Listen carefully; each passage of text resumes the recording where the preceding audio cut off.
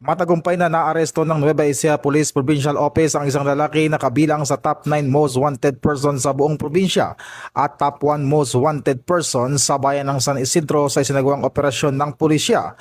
Ang 57 anyos na sospek ay nadakip sa bisa ng warrant of arrest para sa kasong rape at sexual assault.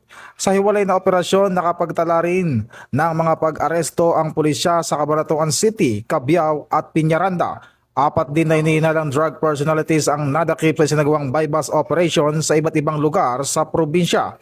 Samantala, isang suspect ang naaresto matapos maaktuhan sa pagnanakaw ng kable ng kuryente habang 3 pang lalaki ang nahuli kaugnay ng isang insidente ng pananaksak.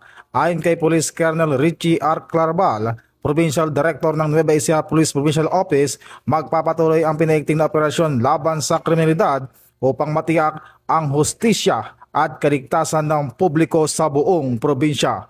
Ito ang bagong PNP para sa bagong Pilipinas, serbisyong mabilis, tapat at nararamdaman.